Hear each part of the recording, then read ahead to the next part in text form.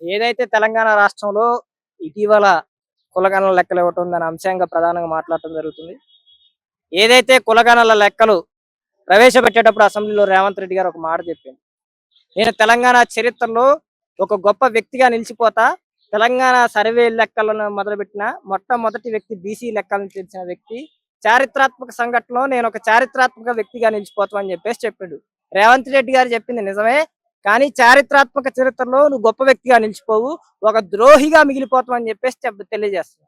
మీరు అడగొచ్చు, ఎందుకు ద్రోహి అంటున్నారన్నా తెలంగాణ లెక్కలను బయట పెట్టినప్పుడు అని మీరు అనవచ్చు. నేను కొన్ని లెక్కలను తీసుకొచ్చిన.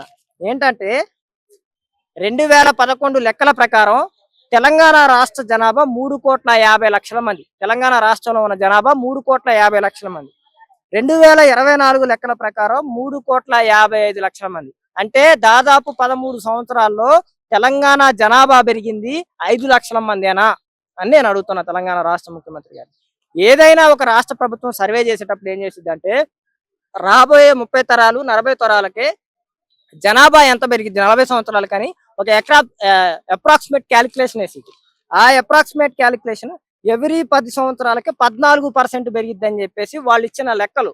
అయితే ఆ 14% అంటే 10 సంవత్సరాలు కాబట్టి ఇక్కడ 13 సంవత్సరాల గ్యాప్ ఉంది కాబట్టి ఈ 13 సంవత్సరాల్లో తెలంగాణ రాష్ట్రం జనాభా పెరగాల్సింది 17% పెరగాలి. అంటే తెలంగాణ రాష్ట్రంలో సుమారు 4.1 కోట్ల నుంచి 4 కోట్ల 1 లక్ష నుంచి 4.2 కోట్ల జనాభా దాకా పెరగాలి. అంటే 4,02,00,000 వరకు పెరగాలి. కానీ తెలంగాణ రాష్ట్రంలో జరిగింది ఏంటంటే దాదాపు 50 లక్షల జనాభా తగ్గింది.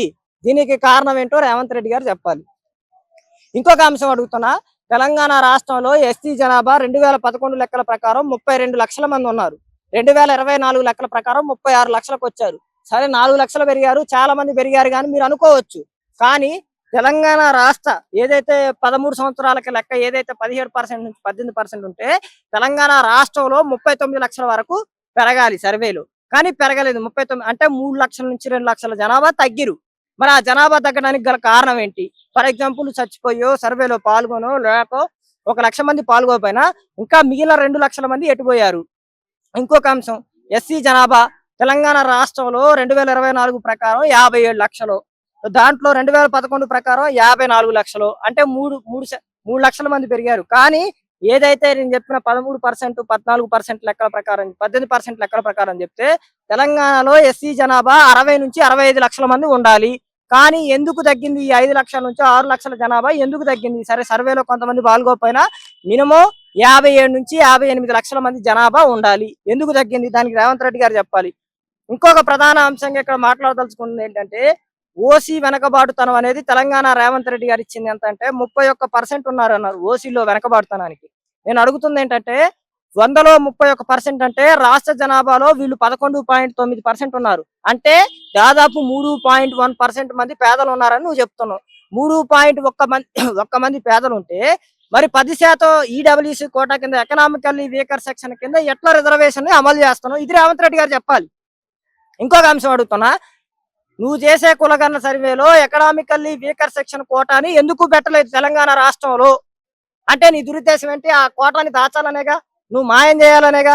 నేను ఇంకొక అంశం కూడా అడుగుతున్నా, ఈ ఏదైతే బీసీలకు సంబంధించిన లెక్కలు తేల్చాల్సి వచ్చినప్పుడు దానికి చైర్మన్ ఎవరు ఉండాలి?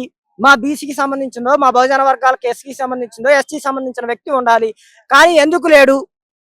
ఏ దురుద్దేశంతో మీరు ఆపారు అనేది కూడా మీరు తెలంగాణ ప్రజలకు చెప్పాలి. నేను ఇంకొక అంశం కూడా చెప్తున్నా, బీసీలో 86% వెనకబడ్డారని లెక్కలు ఉన్నాయి.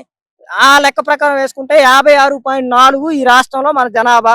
దాంట్లో 48% వెనకబాటుతనానికి గురైన వాళ్ళని చెప్పారు. కానీ 48% రిజర్వేషన్ ఉన్న వాళ్ళకి నువ్వు ఏదైతే 3% వెనకబడ్డ వాళ్ళకి 10% రిజర్వేషన్ ఇస్తే 48% ఉన్న వాళ్ళకి ఎంత రిజర్వేషన్ ఇవ్వాలి తెలంగాణ రాష్ట్రంలో? నువ్వు దాని మీద స్పష్టమైన క్లారిటీ ఇవ్వాలి. నేను ఇంకొక అంశం కూడా అడుగుతున్నా, ఈడబ్ల్యూఎస్ కోటా కింద తెలంగాణ రాష్ట్రంలో ఎంతమంది సర్టిఫికేట్లు తీసుకున్నారు? ఆ కోటాని బయట పెట్టాలి రేవంత్ రెడ్డి గారు. ఎంతమంది సర్టిఫికేట్లు తీసుకున్నారు, ఎంతమంది ఉన్నారు అనేది తెలంగాణ ప్రజలకు చెప్పాలి. నేను ఇంకొక అంశం అడుగుతున్నా, తెలంగాణ రాష్ట్రంలో భూములు ఎవరికి ఎక్కువ ఉన్నాయి? ఓసీ వర్గానికి సంబంధించిన వాళ్ళకి ఎక్కువ ఉన్నాయి. విద్యావంతులు ఎవరు ఉన్నారు? ఓసీ వర్గానికి సంబంధించిన వాళ్ళు ఉన్నారు. పాలించే దగ్గర మేము ఉన్నాం, మీరున్నారు. మేము పథకాలు అడుక్కునే దగ్గర మేము ఉన్నాం, అడుక్కు తినే దగ్గర మేము ఉన్నాం. అంటే తెలంగాణ రాష్ట్రంలో బహుజన వర్గాలు ఏదైతే వెనకబాటుకు గురైన వర్గాలు ఎదగాలని కోరుకుంటున్నారా, కోరుకోనట్లేదా? ఏదైతే వడ్డెర కులానికి సంబంధించిన వ్యక్తుల్లో 100 మందిలో 95% జనాభా వలస కూలీలుగా బతుకుతున్నారని తెలంగాణ రాష్ట్ర ప్రభుత్వం లెక్కలు ఇచ్చింది. మరి వాళ్ళు వృత్తి, ఉద్యోగ, వ్యాపారాల్లో వాళ్ళు అభివృద్ధి చెందాలా లేదా? నేను తెలంగాణ సమాజానికి కూడా ఒకటే పిలుపునిస్తున్నా, ఈ సర్వే గనక చట్టబద్ధత వస్తే తెలంగాణ భవిష్యత్ సర్వేలు కూడా దీని ఆధారంగానే పర్ క్యాపిటా ఇన్కమ్, దీని ఆధారంగానే పర్సెంటేజ్, దీని ఆధారంగానే అన్ని లెక్కలు ఇస్తారు.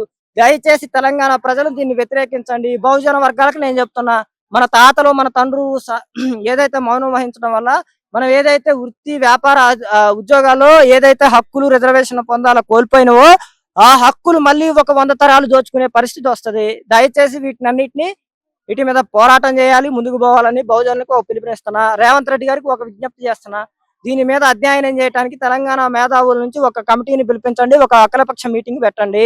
దీని మీద అధ్యయనం చేయాలి, ఈ తప్పుడు తరగతిని మళ్ళీ సరిదిద్ది చేయాలి. ఈ దేశంలో 1950 నుంచి 2024 వరకు మెజార్టీ కమిషన్ వేసిన దాంట్లో మీరే ఉన్నారు. మీరు కమిషన్ వేసిన ప్రతిసారి తప్పులే జరిగినాయి, న్యాయాలు జరగలేదు.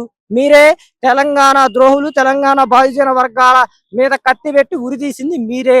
తెలంగాణ రాష్ట్ర ముఖ్యమంత్రి గారికి దయచేసి నేను విజ్ఞప్తి చేస్తున్నాను ఏంటంటే, ఈ సర్వేని మళ్ళీ పునఃప్రారంభించి తెలంగాణ బహుజన వర్గాలకు న్యాయం చేయాలని కోరుకుంటూ సెలవు తీసుకుంటాను.